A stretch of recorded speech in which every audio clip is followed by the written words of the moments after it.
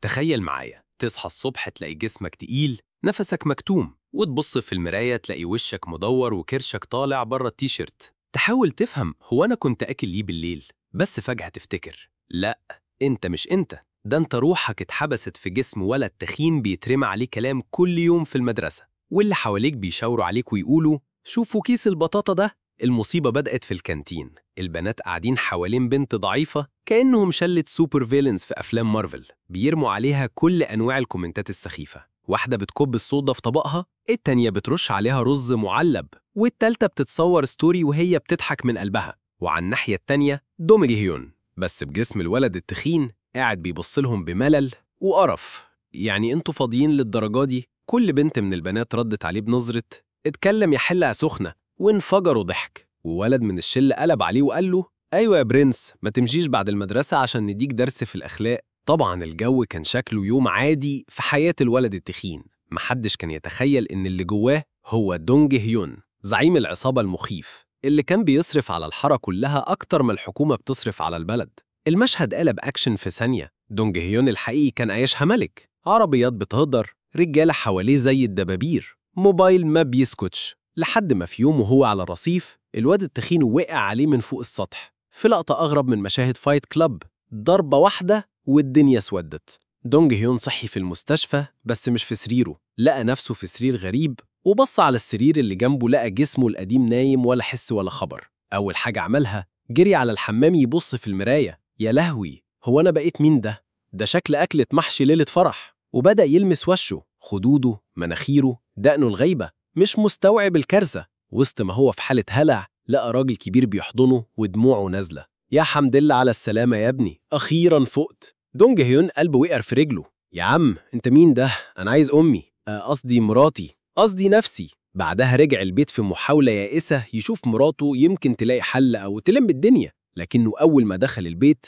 لقى مراته بترجعه لصفر. حرامي؟ هو في حرامية كده؟ وهي بتجري تشد السكينة، وبعد أقل من دقيقة البوليس دخل شد الواد التخين من قفاه وهو بيزعق يا باشا مش حرامي، أنا جوزها، بس في جسم جديد. الضابط بصله كأنه بيسمع واحد بيشرح نظرية النسبية العامة وهو في ابتدائي. امشي يا عم، خش جوه. رجع المستشفى كأنه عنده أمل الجسم القديم يفوق ويرجعه لحاله. راح يهزه فيه ويقول له يرجع يا عم، اصحى دماغك، أنا مش قادر أتنفس في الجسم ده. وفي وسط الهيصة دي دخل سكارفيس مساعده القديم، شاف التخين بيمسك الزعيم كأنه عايز يخلص عليه.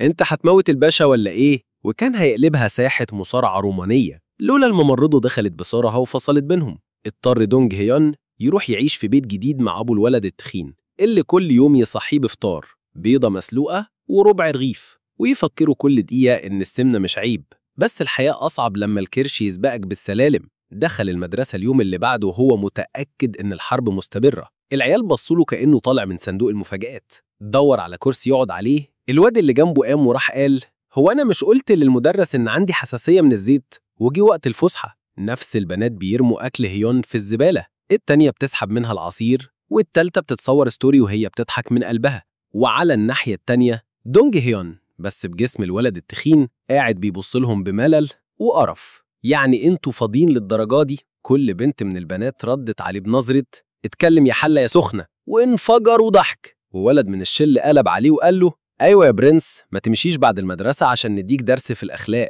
طبعا الجو كان شكله يوم عادي في حياة الولد التخين، محدش كان يتخيل إن اللي جواه هو دونج هيون، زعيم العصابة المخيف اللي كان بيصرف على الحارة كلها أكتر ما الحكومة بتصرف على البلد. المشهد قلب أكشن في ثانية. دونج هيون الحقيقي كان عايشها ملك، عربيات بتهدر، رجالة حواليه زي الدبابير، موبايل ما بيسكتش، لحد ما في يوم وهو على الرصيف الواد التخين وقع عليه من فوق السطح. في لقطة أغرب من مشاهد فايت كلاب، ضربة واحدة والدنيا سودت. دونج هيون صحي في المستشفى، بس مش في سريره، لقى نفسه في سرير غريب، وبص على السرير اللي جنبه لقى جسمه القديم نايم ولا حس ولا خبر. أول حاجة عملها جري على الحمام يبص في المراية، يا لهوي، هو أنا بقيت مين ده؟ ده شكل أكلة محشي ليلة فرح. وبدأ يلمس وشه، خدوده، مناخيره، دقنه الغايبة، مش مستوعب الكارثة. وسط ما هو في حالة هلع لقى راجل كبير بيحضنه ودموعه نازلة. يا حمد لله على السلامة يا ابني، أخيرا فقت. دونج هيون قلبه وقع في رجله. يا عم انت مين؟ أنا عايز أمي، قصدي مراتي، قصدي نفسي. بعدها رجع البيت في محاولة يائسة يشوف مراته يمكن تلاقي حل أو تلم الدنيا، لكنه أول ما دخل البيت لقى مراته بترجعه لصفر. حرامي، هو في حرامية كده؟ وهي بتجري تشد السكينة، وبعد أقل من دقيقة البوليس دخل شد الواد التخين من قفاه وهو بيزعق: يا باشا مش حرامي، أنا جوزها بس في جسم جديد. الضابط بصله كأنه بيسمع واحد بيشرح نظرية النسبية العامة وهو في ابتدائي. امشي يا عم، خش جوه. رجع المستشفى كأنه عنده أمل الجسم القديم يفوق ويرجعه لحاله.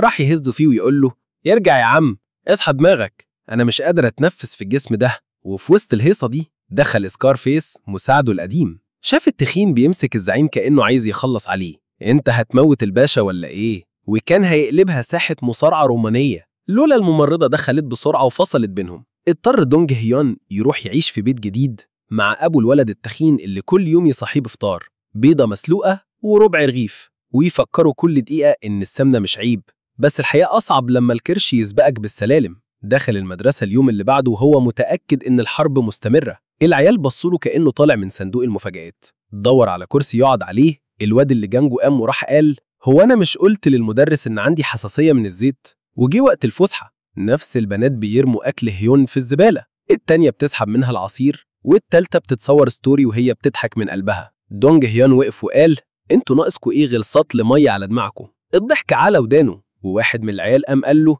استنى آخر اليوم هنعلمك الأصول. خلص اليوم ودونج هيون واقف على باب المدرسة وبيقول لنفسه: دول هيفتكروني هياكلوني، يا ريتهم يعرفوا مين اللي جوه الجسم ده. العيال اتجمعت وبدأوا يتشطروا عليه، بس دونج هيون علم عليهم واحد واحد، رزعهم علقة جابت آخرهم. في ثانية بقى حديث المدرسة: هو إيه اللي حصل للتخين؟ ده كان كيس ملاكمة، فجأة بقى ديناميت. تاني يوم العيال قرروا ياخدوا طارهم في الحمام.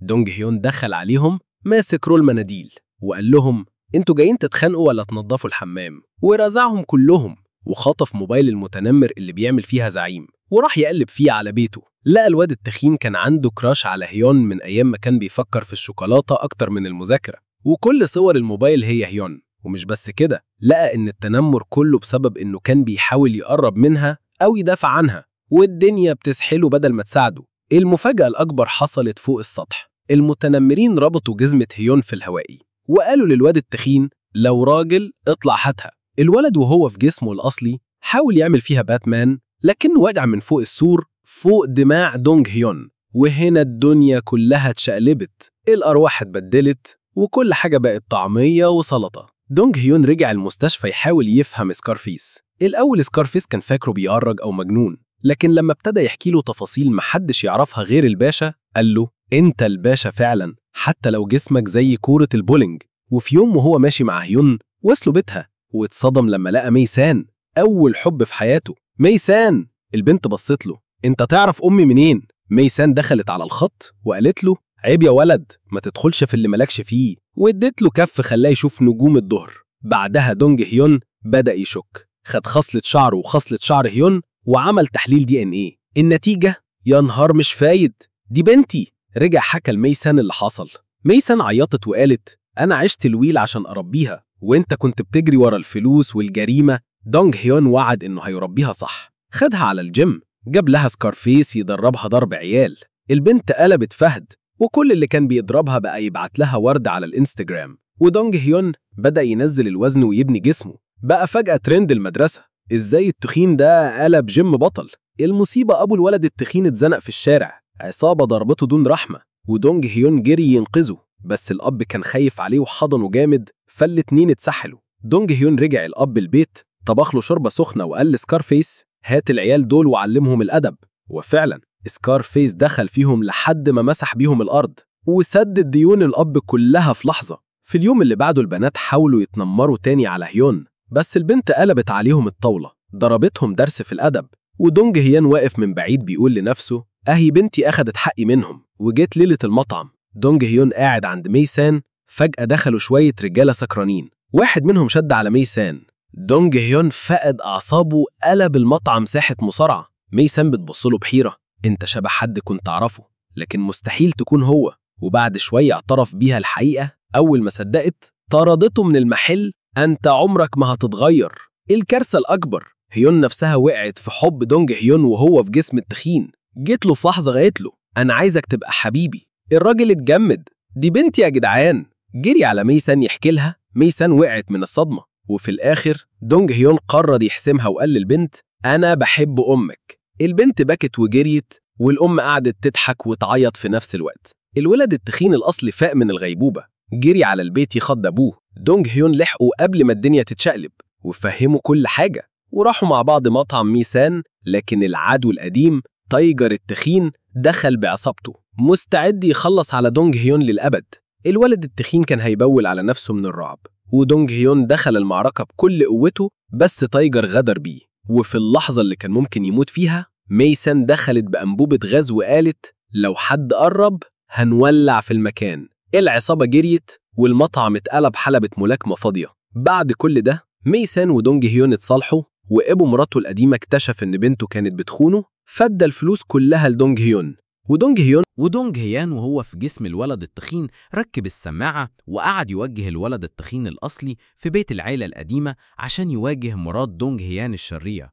لكن الخطة وقعت، والولد اعترف بكل حاجة وتنازل عن الميراث. وأخيرا دونج هيان حس إن الطمع جابه لآخر الدنيا وقرر يعيش مرتاح. قابل الولد التخين الأصلي وحضنه، وفي اللحظة دي مرات دونج هيان القديمة دخلت عليهم بالعربية خبطته. اتنقل المستشفى، وفي اللحظة دي الأرواح رجعت لأماكنها. بعد أيام الولد التخين رجع المدرسة، بقى ترند والكل بيحترمه، والبنات بيتهافتوا عليه، وهيونج بقت حبيبته. أما دونج هيان سيب الجريمة وفتح مطعم صغير مع ميسان، والعصابة القديمة بتشتغل معاه. أخيراً لقى نفسه بالناس بيحبوه، وعرف يعني إيه يضحك من قلبه وسط كل المصاعب. وفي الآخر الدنيا لو دارت عليك اقلب الطاولة وخلي الضحكة دايماً في وش الصدمة، لأن في الآخر اللي قلبه جامد بيضحك للأبد.